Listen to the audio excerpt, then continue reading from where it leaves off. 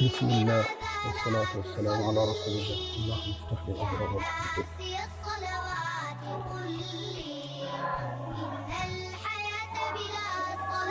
الله أكبر.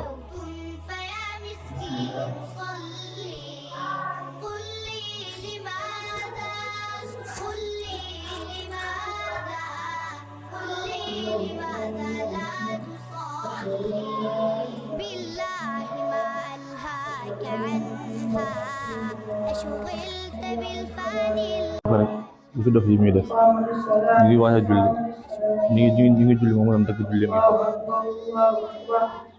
parce que dañ julli ba pare rek soo paree nga laaj ko ba xam lu waral li kon baax na incha allah. Allahu akbar.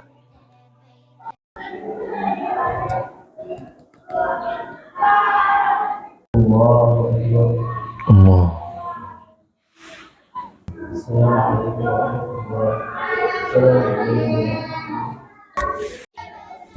waaw sëñ bi gis naa ne yow da nga def fi dox rek ñu ngi julli yow yaa ngi gis naa da nga def fi dox sànq de. Yi fi dof waaw waaw déet waay. parce que ñu ngi yaa ngi ñëw dugg si jàkka ji di julli ñaar rakka ñun ñuy julli rek yow nga dagg sa julli gi nga dagg julli gi carrément ñëw rek ànd ak ñun julli lu waral loolu. waaw xam naa yëfi dof nga ko tuddee waaye du yëfi dof ndax yonent bi alayhi salaatu wasalaam moo ko jàngale. ndax ci xadis boo xam ne ñu ngi ko jëlee ci Abu Hurayra te yàlla na ko yàlla gërëm xadis bi Muslim moo ko soloo yonent bi alayhi salaatu wasalaam mu ni ida uqimati salaatu fala salaata illa al maktubata. nee na suñu taxawalee tey julli benn julli dootul daganati foofa lu dul julli gi nga xam ne mooy julli farata gi. masalan taxawal nañ julli kenn waratul julli naafil la gudul ni julli na farata gi taxaw ba noppi. loolu moo tax bi ma duggee ci julli gi dégg ñu ne bismillah ñu liqaam ma daal di dagg julli gi ngir ñëw mën a bokk ci julli farata googu parce que li may julli léegi baaxatul ndax fala salaata moo tax illa al maktubata lu dul julli farata gi loolu moo tax ma def ko waaye du yëfi def kat. waaye kon xanaa kon ku dugg ci jàkka ji rek fekk waxtu bi des benn minute xanaa kooku moom daa war a ñëw rek toog kon bañ a julli ñaar rakka. maanaam ku dugg ci jàkka ji fekk waxtu julli des benn minute pour mu bañ a kàbbar toog daal.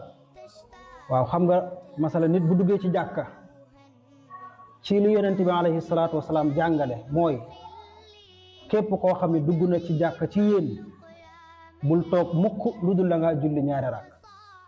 ida daxala ahadakum masjida fala yajlis xatta yusalli rakaatayni képp ku duggati ci jàkk bul toog mukk lu dul da ngaa julli ñaari rakk.